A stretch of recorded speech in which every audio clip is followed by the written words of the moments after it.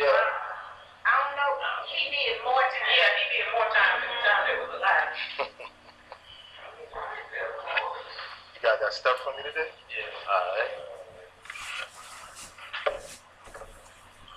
And one of the other mentors went to the recruiting office and got some information for his mentor last night. It's working. It's working.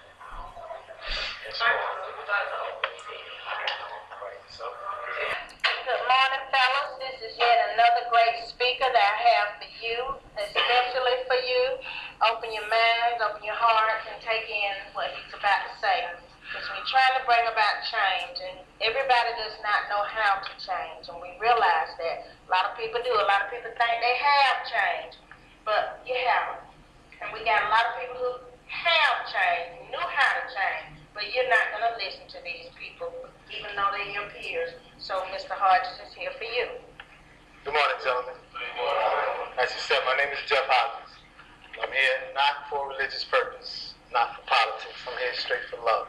I've been in them designer jumpsuits myself, and I'm here to share with you some insight, as you mentioned, regarding change. You know, I come from the same type of environment, same type of madness, you know, and one of the things that definitely made me want to change my mind and my lifestyle is I was sick and tired. They say typically you change when you become sick and tired. And, you know, keeping it real with yourself, you know when you're sick and tired.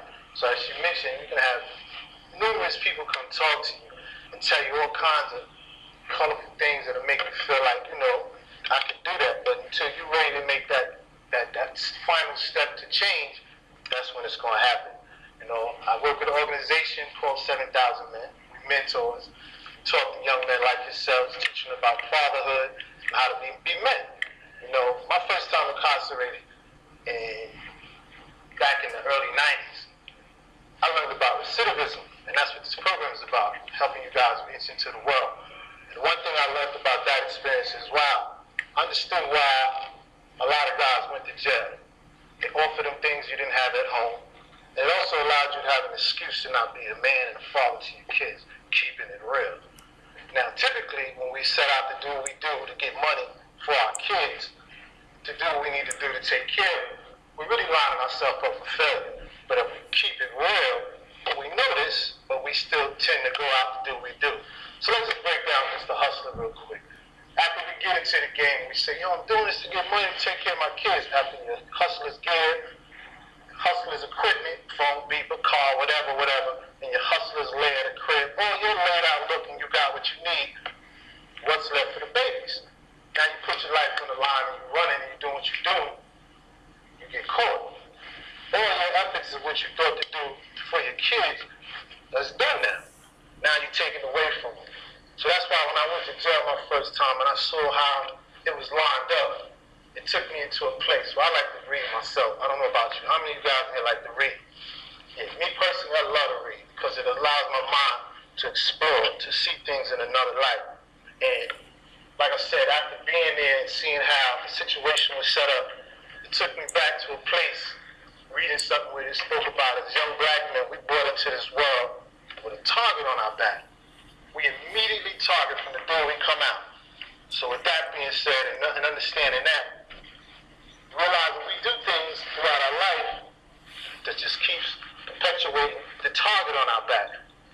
We convince ourselves we're doing it because we want to be other than, or some of us are just doing it because we just want to be a part of the crowd. But at the end of the day, all you're doing is bring yourself to places like this where you're not allowing yourself to be who you really were meant to be, person with purpose. Yes. You've got purpose.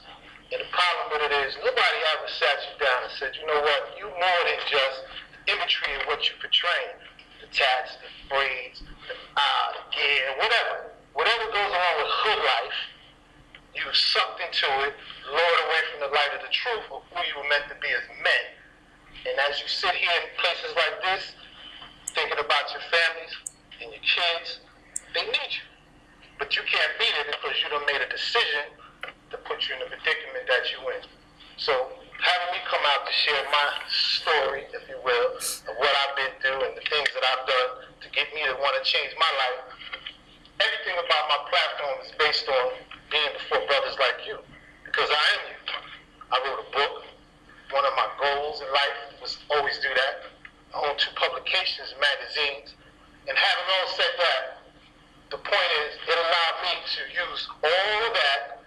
show to use those same resources to create the change that I speak about. You know, my platform's mantra, change your thinking, change your life. People go, that's hard, man, that's so hard. I say to people when they come with that response, think about when you're leaving your house and you forgot something. You step out and turn right back around. Just that quick, you can change your life. Because you got the power. You're so busy working on the outside of things instead of working on the inside. We got it. We just don't know how to use it because no one ever sat us or showed us how to. You got the ability to be anything and do anything you want. But until you get to the mind frame of knowing that you can, instead of being the follower, because we live in a society that teaches us to emulate other people. And it's not teaching us to be ourselves. So until you begin to love yourself enough to be real, like who in here knows what it is to be real? I mean real. I don't mean real, thugging out in your hood. That ain't real. I don't mean real, how much dope and all. That ain't real. How many people you gathered in the jail? None of that's real. That's just the violent nature based on the situations that we all come from and we learn to cope and adapt to go through. Being real is stepping away from the crowd and looking at yourself and realizing what you need to do and finding your purpose. You know what you're passionate about? Anybody know what they're passionate about? When you find out what you're passionate about in life, that's on your path to your purpose. You understand? When you learn about what you're meant here for and not to just take life for granted and just get up and live every 24 hours like you got time to waste, because you don't. But I remember old school thinking, they say jail has a way of saving your life. And being that said, you're in a position now to reevaluate and restart the button and move forward in a more progressive manner. Again, it's back to you though, the choice is you. If you want to be more than what you see, you want to do more than what you can do, you got to make up your mind that you want to do that. Now, they say, oh, I can't find a job, that's why I hustle. I say, listen, create a job. I know to say this because I had 25 years as a vet tech working in a hospital. I don't know if any of y'all have seen the movie Most Def played in, where I think it was called A Hand of God. He used to clean up the hospital, then he wound up being the man working with him. But that was my story as well. I started working in the back with the animals, finished cleaning the kennels. I began to pick the doctor's brain, and I picked it so much, he told me to scrub him for surgery. No formal schools, no education in that field, but my passion, my drive got me to go into where I was doing surgery in the hospital, and in the hood, because I now took the hustlers and turned them into my clients. Typically, we don't, in our community, don't go to the vet hospital where I dog. I became that vet. So, when you find your passion, when you find things that you are good at, instead of trying to emulate others, you find yourself developing and growing. You find yourself becoming more in love with who you are and not trying to do things that everybody else is doing. That's why I say keeping it real is not just a slogan. It's like you fooling no one but yourself when you think you're doing something so slick. Nothing is new under the sun. So if nothing is new under the sun and we all out trying to do the last hustle, the last whatever, all you're going to do is fall. I mean, let me ask you a real question. How many of you think there's going to be continuing of the drug lords in the community? Who think this going to keep going on? Who think they're going to get out here and hustle weed and blow up? Because I got to tell you, the government's about to have a weed spot on every corner like a McDonald's. Because they're about to make it legal. So now what's your next move? If all your moves depends on relying on a system to do something to make you where you want to be, you're on failure road. You got to start thinking after perpetual box. You can't be in this box. Thoughts of how you're going to do your thing. You're a greater person when you learn to think outside the box and become who you're meant to be. And that's not a hard thing to do. The beauty about being where you are is you got the time, like I said, to reevaluate and restart your engine. Now, as I said, I wrote a book. It's called A Collection of Conversations, A Guide to Success. And with my radio show, I've interviewed numerous people. And I think back to growing up in Southside Jamaica, Queens, where I knew ghetto superstars, hood stars, cats driving bulletproof Beamers and helicopters and strips of store, the whole nonsense without even getting into all that to make it seem romanticizing like I miss it, because I don't. You know, typically we grow up not designed to live and not afraid to die. And we just be stuck in survival mode. And I think that one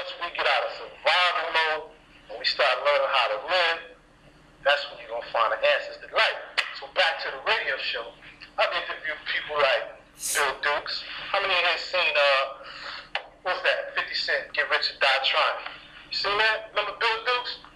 Interviewed him, interviewed Russell Simmons, interviewed Malik Yoba, MC Light. I can go on. And that's not to sound like I'm bragging, but my point is, those conversations have been captured in this book. And each one of them have shared insight and information. Like, how many knew that Russell Simmons was a gang member? And when you think about it, you hear about how many billions he's gotten, how successful, but you don't know he comes from the same where we come from. That means, to me, I don't know about you, that means that I can be that and more what he achieved. Because he come from the same cloth we all cut from. And he didn't allow his environment to hold him back or keep him stuck thinking in a box. He got outside that. He didn't let none of that hold him back. You know, I want to read a piece from my book just to give you an idea. You got it right? Sure. All right. This is the introduction. Like a typical rapper artist portraying a lifestyle with all its tats and imagery, where I'm from, this was a life we lived on a daily basis with no cameras. Note to self. The moment you begin to fool yourself, you're fooling no one else. I wish I understood why I chose to live the way I did, but the last thing that comes to mind, I did what I had to do to eat, survive, and live. There's that survival mindset again, right? Many can stand and judge another situation, but try wearing the shoes and perhaps only then you can tell their story. We're taught not to play in the streets, only to get a little older and playing them anyway. But it ain't a game. And then, in time, playing a delicate game with our lives. It's hard to begin because so much has happened. Memories I like to forget, but for the sake of helping others, I decided to share my transformation with transparency. And I want to start right there and just explain to you what that part means in itself. In my book, in my life, on my platform, everything when I speak on things that we go through. I touch on domestic violence. Who in here real enough to admit they done some domestic violence? I touch on depression. Who in here been depressed? Everybody need to raise your hand. A lot of you are depressed and don't even know it. Exactly. You've been depressed so long till it's a way of life. Exactly. Everybody's depressed. You know, I touch on from inside and out, head to toe, that brought my transformation, and I shared all the resources in here and all the different things that I've done. Because I got to a point where I got sick and tired, and I wanted change. And like I said, that's when change comes. Typically, you have had enough of fooling yourself, convincing yourself, out-slicking yourself, to now you're like, you know what? Because me personally, I don't think there was nobody slicker than me, kid. I got so slick, I robbed myself. You did? I dumped checks and all that in my own account, killed them 10 stacks. You understand me? I've done all that. To what avail? I have nothing to show for selling $1 million worth of crack out my own house. Because there was no guidance, no positive influences, but there's no excuses. Just because. So yeah, we go through these things. We do these type of things. We live this because this is what we subjected to. But no one is keeping a book out your hand. No one is keeping you out of a library to learn. Or no one is stopping you from asking a question. Because where I come from, there's no such thing as a stupid question. I learned that working in the medical field. That's how I was able to do and perform surgery. Because I didn't have a problem asking the question. When you're not afraid of failing, because that's a part of success, then you understand that you're on the right road. You know, another one of my mantras to what I do on my platform is, you know you're on the right road when the right and necessary people cross your path. I started out with a dream. Got to start somewhere. The dream is from a visualization of what I anticipate that's going to be. And that dream was to own my own publication. No formal education. I didn't grow up around nobody who has a magazine. None of that. But because, again, as I work with this organization, I wanted to reach millions of young people to share my story and the information, the different writers who are taking part to help people. Because you know what? In this situation, you looked at as people that just can't be helped. Am I wrong? Well, that's why I said I'm not here based on religion. This is straight love. I know what it is to be in that seat. I know what mail and a visit mean. I know that some of you are just here to get out your cage. kill time. But I hope that there's a seed that's dropped and perhaps it give you a little thought to say, maybe I can do something different other than what I've been doing. I explained to Ms. Smith, this book is my curriculum. You asked me a question. I couldn't do the typical sit down like a school teacher, but what I can do is once you guys have the opportunity to read it, we can dialogue. Like I said, if you're ready to be real with yourself and you're talking about you want to find out how, you're running enough brick walls, you haven't found somebody who actually did, coming from where you came from, God sent. I know where I need to be. This is what I'm supposed to be doing. So I'm more than pleased to be here, make myself available, so that we can build, so that I can help the black man be what he's meant to be. Because I'm telling you, the world is changing out there. The more we continue to run in the same patterns and repeat, that's called insanity. You keep doing the same thing, getting the same results. You don't even know you're insane. And that's not to be disrespectful. That's the interpretation of the definition of the word. To continue to do the same acts and come out with the same results. Aren't you tired? I can't hear nobody. I mean, for real, ain't you tired, man? Ain't you tired how the world's treating you as a black man? Like I said, we come in this game, boots hit the ground, we got a target, we run it. Why? Because they fear us. Why they fear us? We got something that we don't even know we got that's worthy. We don't even take account that we are so valuable that we got this whole entire system designed to destroy us. Now that's a perspective, ain't it? That's another way of looking at it. You mean to tell me I'm not important coming from the projects, the boulevard, the streets, the hood, that the system want to destroy me? The system wants to keep me there?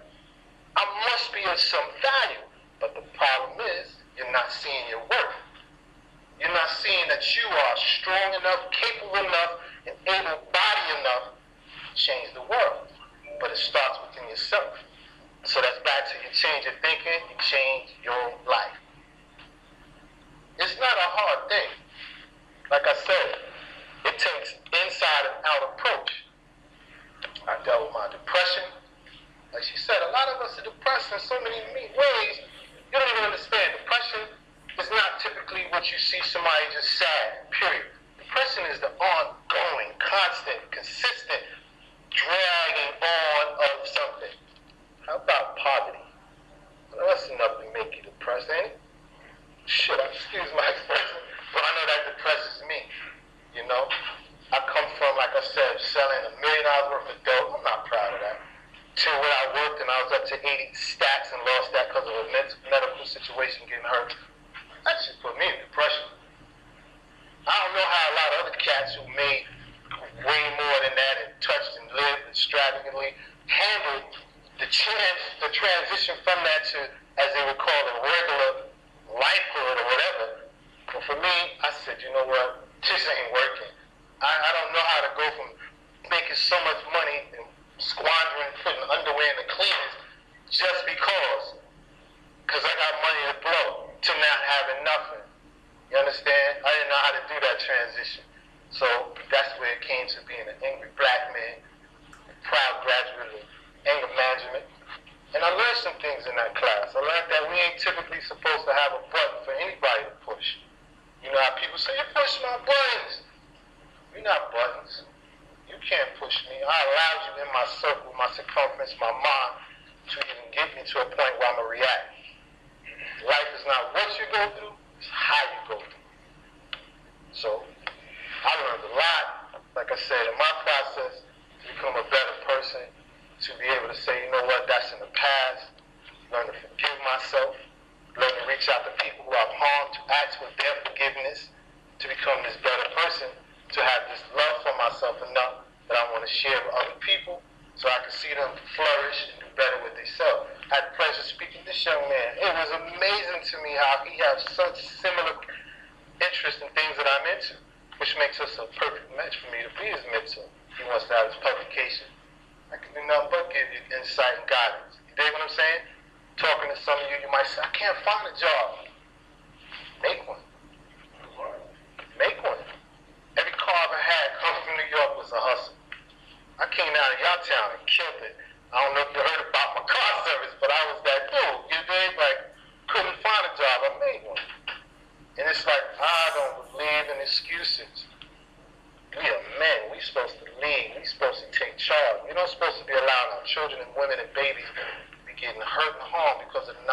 street. We the men, we're not supposed to be allowing the younger generation to create the havoc that they create in our community because we standing back thinking, oh, that's cool. Like we watch little babies doing dances and singing lyrics to nasty songs. How cool that might be. This shit ain't cool. Because at the end of the day, that's going to be an adult. And a broken child's going to be a broken man. If he's not fixed, if he's not guided, if he's not given insight to how to be better. Now, if I'm saying something wrong, somebody tell me. Yeah. You did? So it's like, I would love to be able to come here on a regular basis after, as I said, you guys ready, and you find a topic, we can get it in. You know? This will work more on an interactive basis because now it's like if you're being real and you want to really get an answer, I'm your peer. Let's talk about it. Let's talk about it. Because I'll tell you, there's no excuses, there's no brick wall, there's none of that you're going to be able to tell me that you find yourself dealing with that you can't get up out of it. I haven't shared half of nothing with you in regards to why I say that statement. So that's why I said I don't believe in brick. I don't believe in excuses. When incarcerated, that's why I asked you if you believe in reading, like to read. I was faced with 10 to 30. While I watched cats work out, play ball, always in my mind, even though, oh shit, I ain't getting no check for this. I don't know why they going so hard. Like, yo, you're not Jordan, you're not getting paid. But now they taking it in, the penal, and they like, yo. So they had a key to get up out of here. It's right here, the law library. So I ain't never known nothing about nobody laws, but I know I'm in trouble. And I'm looking at 10 to 30 years for selling dope. I didn't kill nobody. I hit them books. I hit them books hard like my life depended on it. Guess what? It did. My freedom, my life. I don't want to get comfortable in an environment that's only holding me hostage as a slave to not even think about my family enough to do what's necessary to get out. So when I hit them books, every piece of paper with your name on, you're supposed to have it at your disposal. I made sure of that. I remember telling my attorney, I want to have an omnis hearing. That's the hearing where you bring out, how did you get all this evidence against this defendant? And I remember her saying to me, the judge's not going to do it. Cursed that lawyer out. I said, first of all, that's not my problem what you telling me, and I'm not looking to hear that. Just submit my motion. Now, get the court, she submitted my motion. All the evidence, everything they found on me, had to dismiss. 10 to 30, bye-bye, Duke, I'm home, I'm out of here. And it's just that word. But if you sit here, and you enjoy, comfortable, you act like this is where you're supposed to be, then you are definitely hit with that target. They got you. You're stuck. Because that's all it's about. They got private jails ready to shoot states because they don't have enough inmates. How sick is that? So what you think they're going to do to get more inmates? You hear in New York about the whole stop and frisk. What is that doing? That's like throwing out a net going fishing and getting them in groups. You don't understand the world is changing around you, and that same mentality you're using that got you to one day to the next, it's no longer going to work. You got the world at your fingertips. Computers, information. How are you going to use it to your advantage? The worst thing is to be afraid to ask a question. Okay, where you find somebody to teach you? There's no excuses. You could be better, you could do better, you can get about this, you can fix this. But as long as you continually convince yourself, this is my life, this is the way it's supposed to be, then that's where you're going to stay stuck. Like I said, in this book, on my platform, you'll hear from people who share things. We look at them, TV, movies, you think, wow, they made it good. But they came from all of what we're talking about. And they made it. And you say to yourself, well, not a lot of people. Because a lot of people didn't find out or take the time to apply what they found out. You can know a lot of things, but until you use it to your advantage, it's like being a carpenter with a belt full of tools and don't know where nothing go to make the house, build to grow, to do whatever. So you're just looking at a stack of wood. But when you learn how to utilize the information, tools, and resources that's around you for your benefit and eliminate excuses, that's the biggest thing, excuses. We keep convincing ourselves over and over again, I'm doing this for this reason, the dirt, the grime, the slime. Like I said, there's nothing you cats can tell me. I don't rob the Russian mob. I don't rob the Jamaican. I was the slickest dude out there. I walked into a post office with a box of weed of 20 pounds, coming to somebody that didn't make it with no ID, slick at the tongue, walked out, and robbed a Jamaican who it was for. Not that I'm proud of that, but just to let you know I was slick, but I still got caught. How slick are you if you're still in the jumpsuit? How smart are you if you're still coming back and forth to this place?